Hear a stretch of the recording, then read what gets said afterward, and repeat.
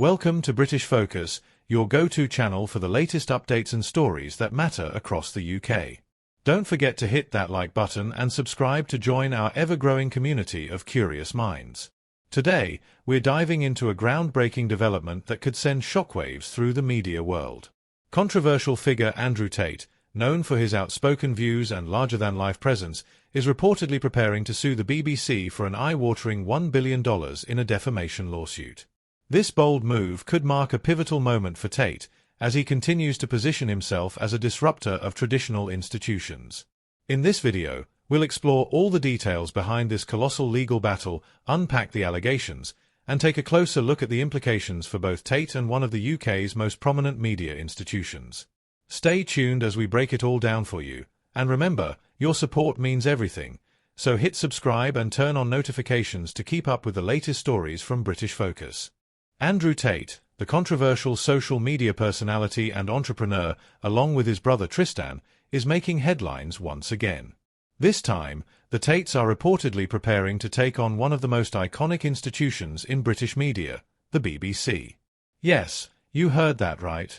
The brothers are allegedly gearing up to file a staggering $1 billion lawsuit against the BBC for defamation.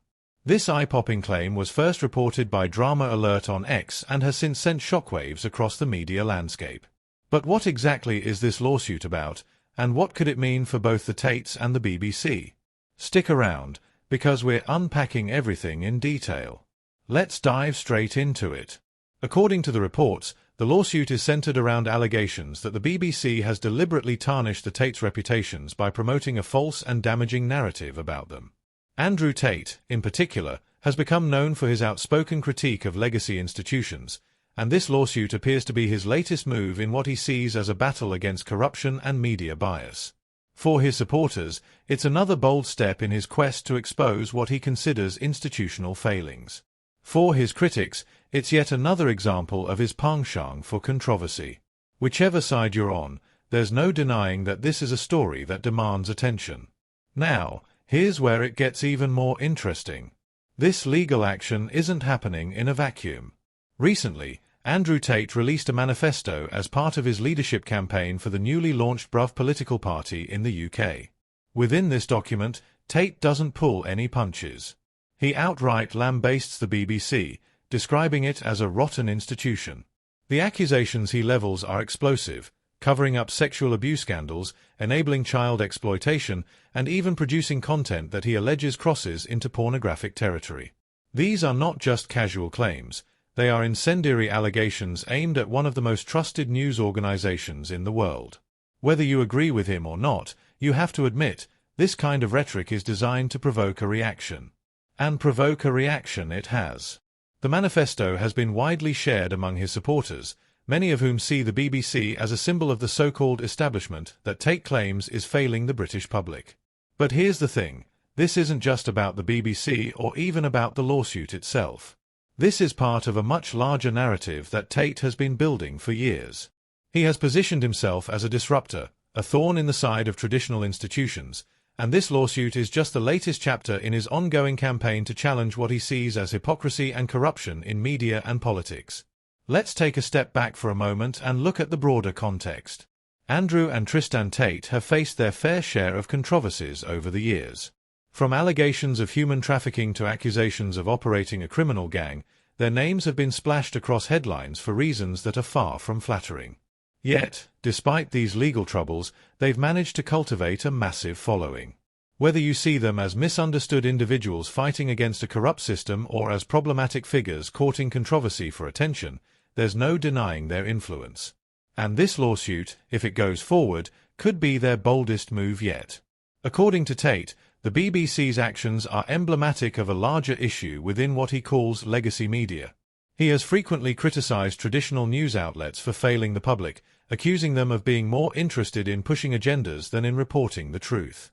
His manifesto expands on this theme, arguing that the BBC, in particular, has become a symbol of institutional failure. He accuses the organization of not only betraying the public trust but also actively harming the very society it claims to serve.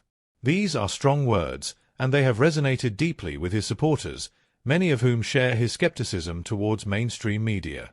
But let's not forget the stakes here. A $1 billion lawsuit is no small matter.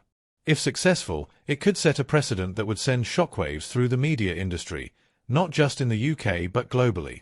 It would raise serious questions about accountability, journalistic ethics, and the power dynamics between media organisations and public figures. On the flip side, if the lawsuit is dismissed or if the BBC successfully defends itself, it could deal a significant blow to Tate's credibility. Either way, the outcome of this legal battle will be closely watched by millions. Now, let's hear from you. What do you think about this? Do you believe Andrew Tate's allegations against the BBC have merit, or do you see this as yet another publicity stunt designed to keep his name in the headlines? Whatever your thoughts, we want to hear from you. Drop your comments below and let's get the conversation started. Remember, this channel is all about engaging with you, our audience, and exploring the stories that matter most. Before we wrap up, let's quickly touch on one more aspect of this story: the timing. Why now? Why is this lawsuit coming to light at this particular moment? Some speculate that it's a strategic move by the Tates to shift public attention away from their ongoing legal troubles in Romania. As you might know, both Andrew and Tristan have faced serious allegations, including human trafficking and exploitation. While a Romanian appeals court recently ruled that the case could not proceed to trial due to procedural errors, the allegations have undeniably cast a shadow over their public personas. Could this lawsuit be an attempt to reclaim the narrative? It's a question worth considering. At the end of the day, this story isn't just about Andrew Tate or the BBC. It's about larger issues: freedom of speech, media accountability, and the ever-changing landscape of public discourse. Whether you're a supporter of Tate, a critic of the BBC, or just someone who's fascinated by the drama, there's no denying that this is a story with far-reaching implications. So, if you haven't already, make sure to subscribe to British Focus for more updates on this and other major stories. Don't forget to hit that like button. It helps us bring you even more content like this. The Tate brothers' latest legal battle against the BBC comes amidst a storm of controversy and ongoing issues that have kept their names in global headlines. As many of you know, Andrew and Tristan Tate are no strangers to scrutiny. Their lives, often portrayed as a whirlwind of success, wealth, and influence, have also been shadowed by serious allegations. In Romania, the brothers have faced charges of human trafficking and running an alleged criminal organization accused of exploiting women. These allegations, while shocking, have divided public opinion dramatically. Are they victims of a targeted campaign, or is there more to their story? Let's break this down together. Despite the gravity of the charges, the Romanian legal system recently provided a surprising twist. A ruling from a Romanian appeals court determined that the case against the Tate brothers could not proceed to trial. The reason? Procedural errors and inconsistencies in the evidence presented by prosecutors. Imagine the stakes: an international scandal, careers on the line, and yet the case falters not on guilt or innocence but on technical missteps. For Tate supporters, this decision was hailed as vindication, a moment of justice proving the system had failed to substantiate the accusations. For critics, however, it raised more questions than answers. Was this a legal loophole, or did it highlight a lack of credible evidence? What's your take on this? Let us know in the comments below, as this is a debate that continues to polarize opinions worldwide. What makes this saga even more compelling are the reports that the brothers could walk away with a colossal $300 million payout if they successfully avoid conviction in Romania. While these claims remain unverified, they've added fuel to the fire of public discourse. Imagine this scenario: a duo embroiled in one of the most significant controversies of our time potentially emerging wealthier and more influential than ever. It's the kind of twist you'd expect in a high-stakes drama, not real life. And now, with their billion-dollar lawsuit against the BBC, the Tates are demonstrating their intent to reclaim control over their narrative.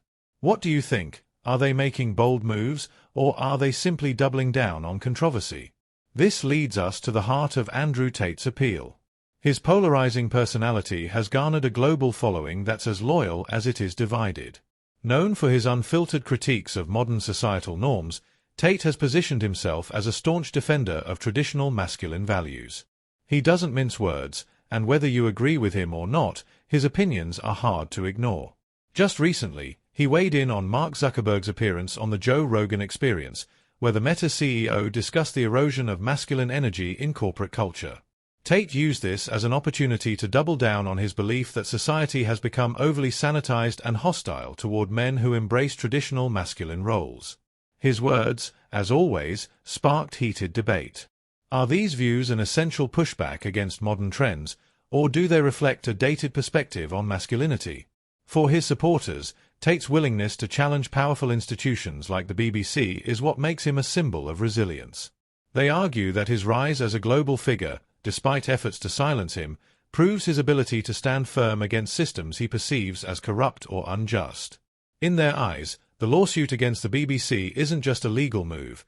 It's a broader statement about accountability in media and the power of individuals to fight back against what they see as misinformation and bias.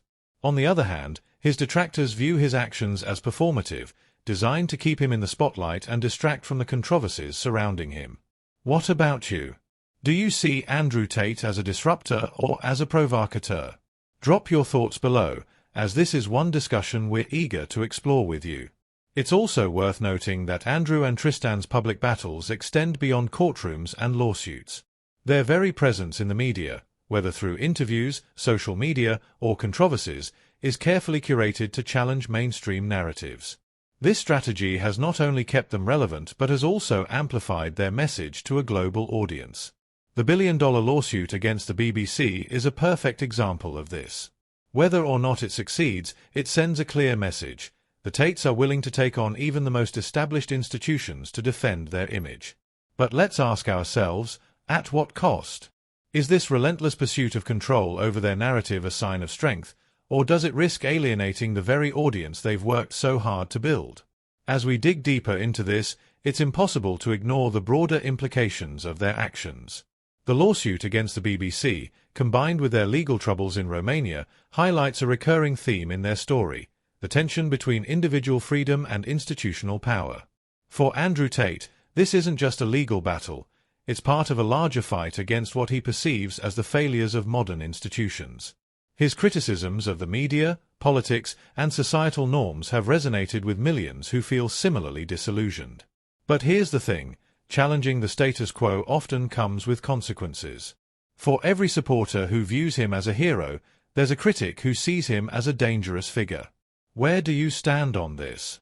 Is Tate fighting the good fight, or is he simply adding fuel to the fire of division? Ultimately, the story of Andrew and Tristan Tate is about more than just lawsuits and legal battles. It's a story that touches on the deeper issues of our time: media ethics, masculinity, and the power dynamics between individuals and institutions. Whether you're a fan of the Tates, a skeptic, or somewhere in between, one thing is clear: their actions continue to spark conversations that extend far beyond their immediate circumstances. As always, we'd love to hear your thoughts. What do you make of Andrew Tate's latest moves? Are they calculated strategies to reclaim his narrative, or do they signal something more profound about the state of our media and society? Let us know in the comments below. And if you haven't already, make sure to subscribe to British Focus for more deep dives into the stories shaping our world. Don't forget to like this video. It helps us bring you even more engaging content. Thank you for being part of this journey, and stay tuned for more stories that matter to you.